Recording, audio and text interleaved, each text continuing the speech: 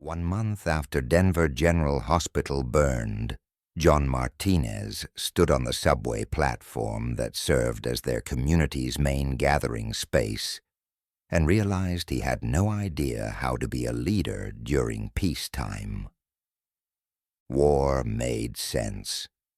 Clear objectives, defined enemies, measurable success. You destroyed the network or you died trying. Simple. But this?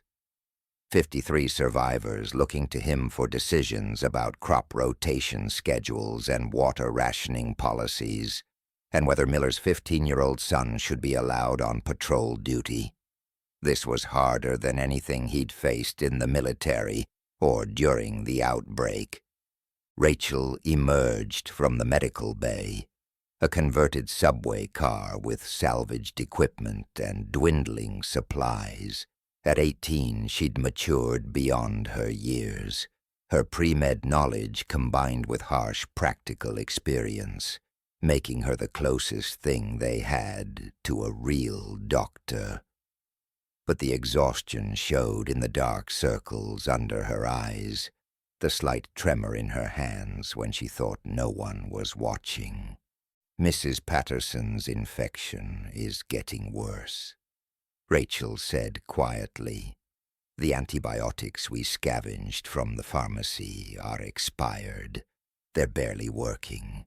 She needs real medical care, John, the kind we can't provide. John nodded, adding it to the growing list of problems he couldn't solve. Mrs. Patterson, 63 years old, had cut herself on rusty metal during a supply run 3 days ago, a minor injury that would have meant a tetanus shot and antibiotics before the outbreak. Now it might kill her. "How long does she have?" John asked. "Without stronger antibiotics, maybe a week. The infection will go septic and then—" Rachel trailed off, but they both knew. Sepsis was a death sentence in the post-outbreak world. "I'll add it to the list for the next supply run," John said, though they both knew the chances of finding usable antibiotics were slim. The pharmacies within safe distance had been picked clean months ago. Michael approached from the security station, his tactical vest heavy with scavenged ammunition and weapons. At 26, he'd become John's second-in-command, handling the day-to-day security operations while John dealt with the endless administrative decisions. "The patrol just spotted something," Michael said. "Large group approaching from the northwest.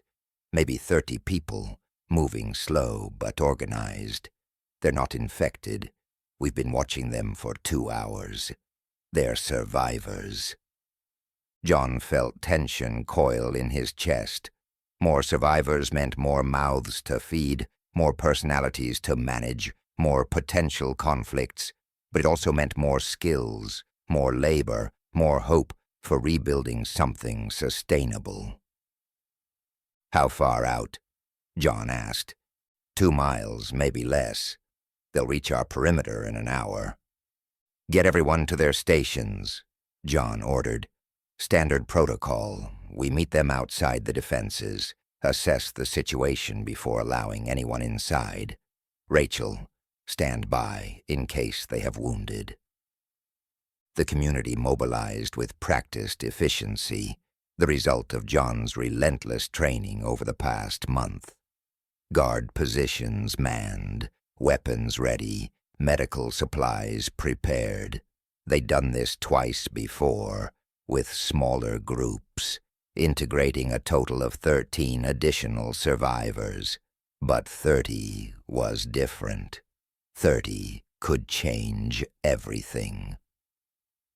The approaching group stopped at the designated meeting point, an intersection 3 blocks from the subway entrance that gave John's team clear sight lines and defensive advantages.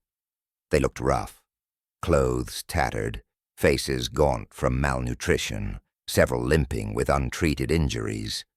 but they were organized, moving with military-style discipline rather than the desperate scramble of most survivor groups.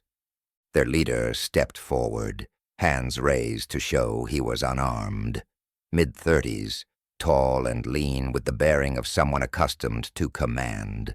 He wore the remnants of a National Guard uniform, name tape still visible, Chen.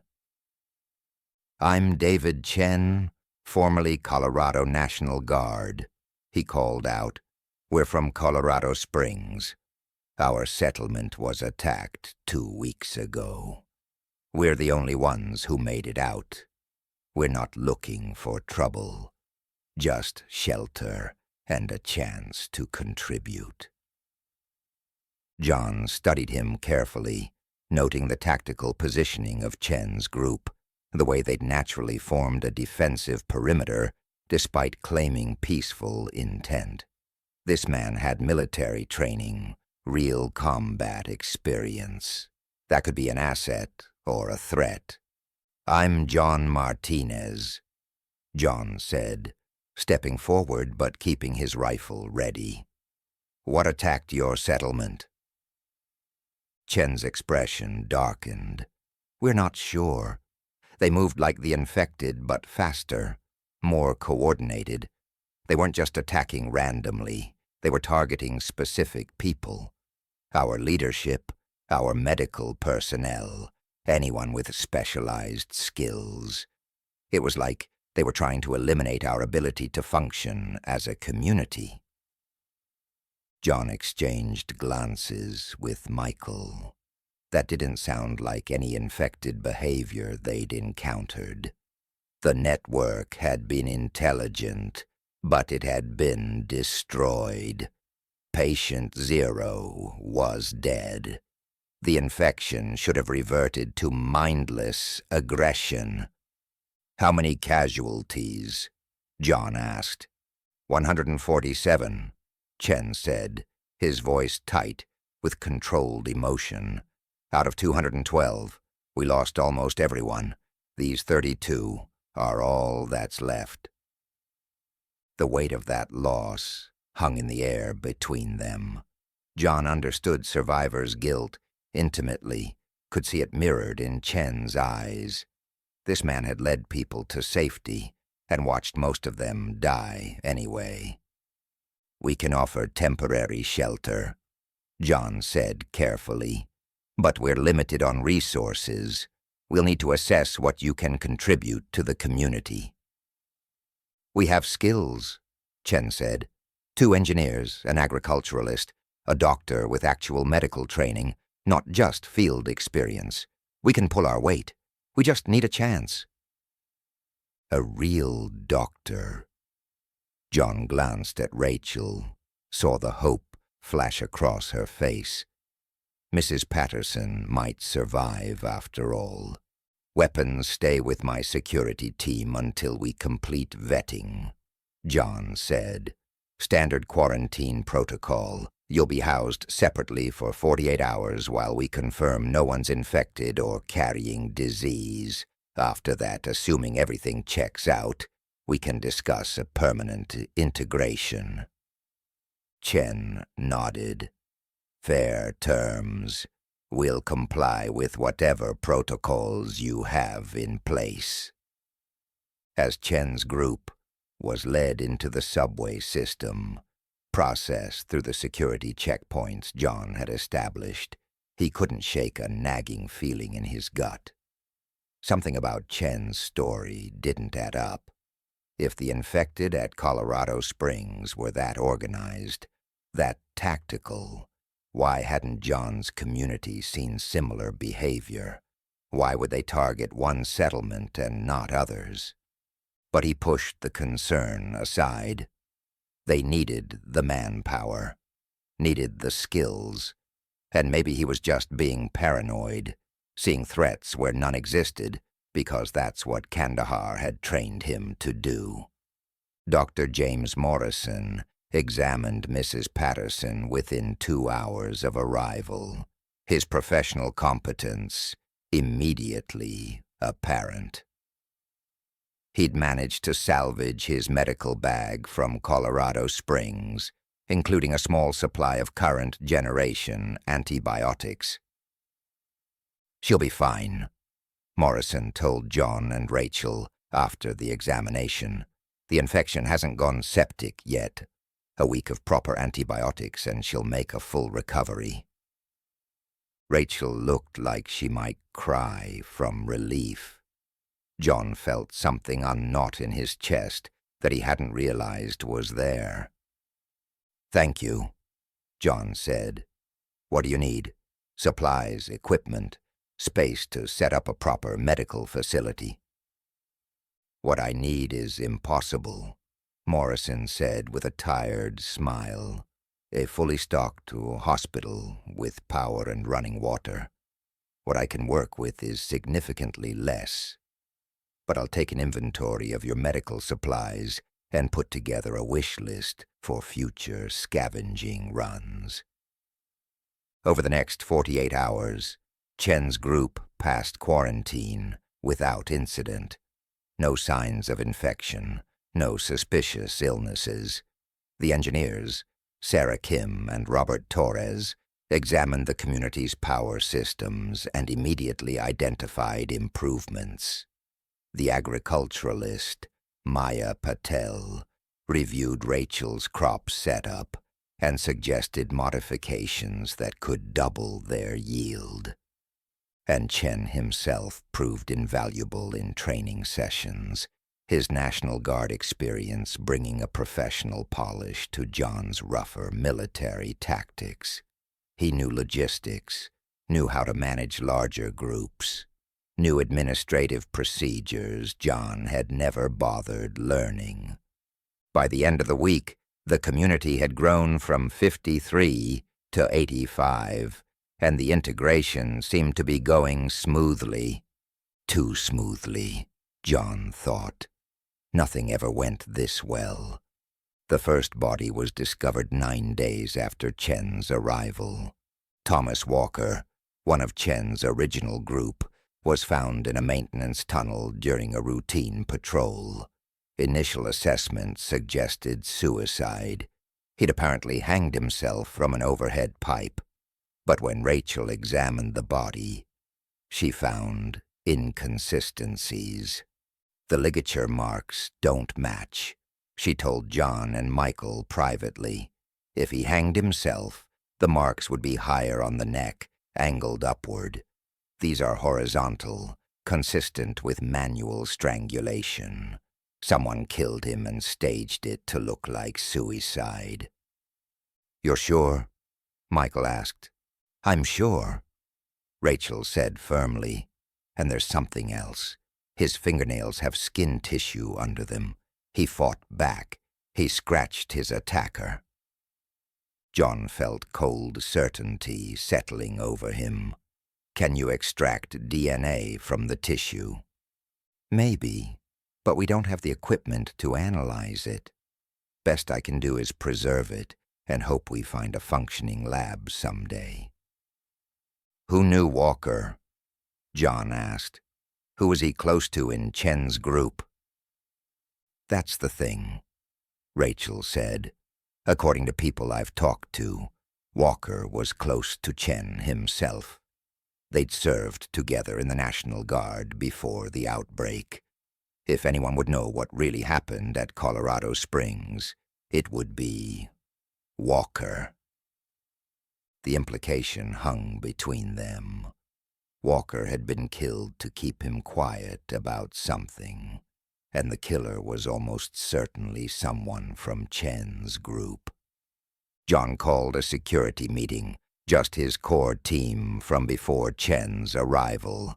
Michael, Rachel, and 3 others he trusted completely. They gathered in a sealed subway car, voices kept low. "We have a killer in the community," John said bluntly. "Someone who doesn't want us knowing the truth about Colorado Springs. Until we identify them, no one from Chen's group moves around alone. Assign shadows to key personnel, Chen himself, the doctor, the engineers. If someone makes a move, I want witnesses. What if Chen is the killer? One of the security team asked. What if he killed Walker to cover up something from Colorado Springs? Then we need to find out what he's hiding, John said, quietly, without tipping him off. Rachel talked to Chen's people, build relationships, gain trust, see if anyone will tell you what really happened at their settlement. And if they won't talk, Michael asked, then we have a bigger problem than one murder, John said. The second body appeared 6 days later. Jennifer Park, another member of Chen's original group, died from what appeared to be an accidental fall down a subway stairwell. She'd broken her neck in the fall, a tragic accident according to witnesses from both groups who'd seen her stumble. Except when Rachel examined the body, she found the same evidence: skin tissue under the fingernails, defensive wounds on her forearms, and the neck break was clean, professional, the kind of injury that came from trained combat techniques, not a clumsy fall. Someone's killing them systematically, Rachel told John, eliminating Chen's people one by one, and they're good at making it look natural. John's paranoia, dormant for weeks while he focused on rebuilding, roared back to life with a vengeance. Someone in the community was a trained killer, methodically eliminating Chen's group. But why? What were they hiding? He increased security protocols, implemented a buddy system where no one went anywhere alone, doubled the guard shifts. But the community was starting to notice. Questions were being asked. Why so many new restrictions? Why was John treating Chen's group like criminals? David Chen confronted him directly on day 23. "We need to talk," Chen said, his tone carefully neutral but with an edge John recognized from his own military days. Command confronting command. They met in John's makeshift office, a converted subway control room with salvaged furniture and maps covering the walls. "Your people are treating us like prisoners," Chen said without preamble. Constant surveillance, restrictions on movement, interrogations disguised as friendly conversations. "2 of my people are dead, John. Dead while under your protection. And instead of finding their killer, you're treating the rest of us like suspects." "Because you are suspects," John said flatly. "Walker and Park were murdered. Made to look like accidents, but Rachel's examination proves they were killed. And since they were both from your group, the killer is either one of you or someone targeting you specifically." Chen's expression went carefully blank. "You think I don't know they were murdered? You think I'm blind to what's happening? But the solution isn't locking us down. It's finding who's responsible." "Then tell me what really happened at Colorado Springs," John said. "The truth, not the sanitized version. What are you hiding?" For a long moment, Chen said nothing. Then he sighed, looking suddenly older. "We made a mistake, a bad one, and people died because of it." "What kind of mistake?" "We found a group of survivors 3 months ago," Chen said. 20 people, mostly families. They were desperate, starving. We took them in, gave them shelter and food, integrated them into our community." He paused. "One of them was infected. Not obviously. She was in early stages, showed no symptoms, but she was carrying a modified strain we'd never seen before." John's blood ran cold. "Modified?" "The infection spread differently," Chen said.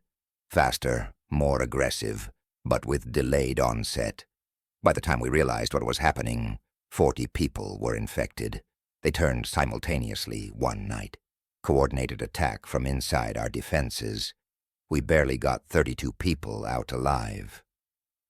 Why didn't you tell me this when you arrived? Because I was afraid you wouldn't let us in, Chen said. Afraid you'd see us as contaminated, as a threat. I made a judgment call to omit certain details. Maybe that was wrong, but I was trying to save my people. John understood that impulse.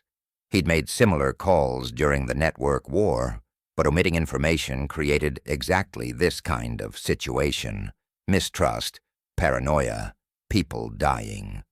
Walker and Park, John said. What did they know that got them killed? Chen's jaw tightened. Walker was the one who found the infected woman, brought her into our settlement against protocol. He was racked with guilt, couldn't stop talking about how it was his fault everyone died. Park was the security chief who'd approved his decision. They were both liabilities, John finished. Someone killed them to tie up loose ends. Someone who didn't want their role in Colorado Springs exposed. That's my theory, Chen admitted, but I don't know who. Could be someone from my group trying to cover their involvement. Could be someone from yours who found out and decided to take justice into their own hands. The third body appeared that night. Marcus Webb, no relation to any Webb John had encountered, the name just a cruel coincidence, died in his sleep. Apparently, peacefully, no signs of struggle, no obvious injuries, until Rachel performed the examination and found the injection site behind his ear, hidden in the hairline. Whatever had been injected caused cardiac arrest, mimicking natural death. Professional, clean, terrifying. Someone with medical training, Rachel said, her voice shaking. Someone who knows exactly how to kill without leaving evidence. John, we have a trained assassin in the community, and they're hunting Chen's people, systematically. John assembled everyone in the main platform, both his original group and Chen's survivors. 85 people packed into the space. Tension thick enough to cut. We have a killer among us, John said, his voice carrying across the platform. 3 people are dead, murdered to look like accidents or natural causes. This stops now. No one is above suspicion until we find who's responsible. Maybe you're the killer, someone from Chen's group shouted. You're the one with military training. You're the one who doesn't trust us. Or maybe it's someone from Colorado Springs. One of John's original survivors countered, cleaning up witnesses to whatever really happened there. The accusations flew back and forth, the community fracturing before John's eyes. Chen tried to calm his people. Michael tried to restore order, but the damage was done. That night, John sat alone in his office, staring at the maps on the wall. Somewhere in those 85 people was a trained killer, someone with medical knowledge and combat skills, someone patient enough to stage 3 perfect murders without leaving evidence, someone who might kill again. Rachel found him there at 3 a.m, unable to sleep. I've been thinking, she said, about the killer's pattern. Walker knew about Colorado Springs. Park was involved in the decision. Webb. She pulled out notes. Webb was the one who processed the infected woman when she first arrived. Took her vitals, cleared her for integration. They're all connected to the Colorado Springs disaster, John said, understanding dawning. The killer is eliminating everyone who had a role in what happened. But why? revenge, covering tracks.